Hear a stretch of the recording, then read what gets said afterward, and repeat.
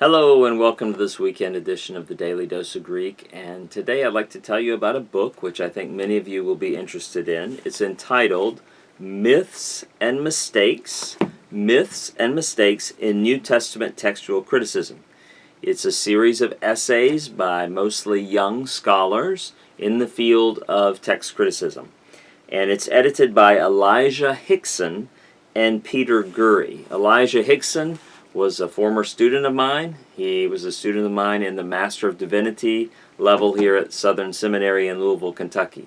And I was delighted to see him go on and get his PhD at the University of Edinburgh and to specialize in New Testament textual studies. And then now he works at Tyndale House, Cambridge.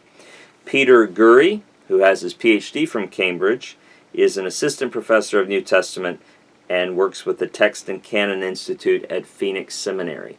I have interacted more with Elijah than Peter. I've had a little bit of video interaction with him, but I'm just really impressed with both of these young scholars, their commitment to the Bible as the Word of God, but also to just a rigorous understanding of New Testament textual criticism, and to be very careful in the way we talk about the data, and to not exaggerate, to not be simplistic, and they especially try to provide some correction to some apologetic claims that don't stand up to close scrutiny.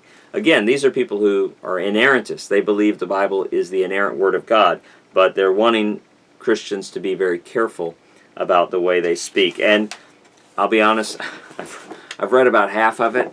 I haven't read the whole thing, but it's really interesting. And I have no hesitation in commending it at all. And you just look at the title of the chapters, they're wonderful. I mean, myths about canon, what the Codex Canon cannot tell us. Myths about variants, why most variants are insignificant and why some can't be ignored. Myths about transmission, the text of Philemon from beginning to end. And you have, how do we determine the age of manuscripts? How later manuscripts can be better manuscripts. The scribes who copied our earliest manuscripts. I mean, this is a fascinating and well-written book. And especially, I think if anyone works in the field of apologetics, where you're talking about the reliability of the New Testament in a public setting, you don't want to do that haphazardly. You don't want to have data that's several decades old. And so this is a great book. I just delighted. I'll be honest, I read, when did I read this? I was on my 20th anniversary trip with my wife in Jamaica. And I was reading this on the beach. It was that good.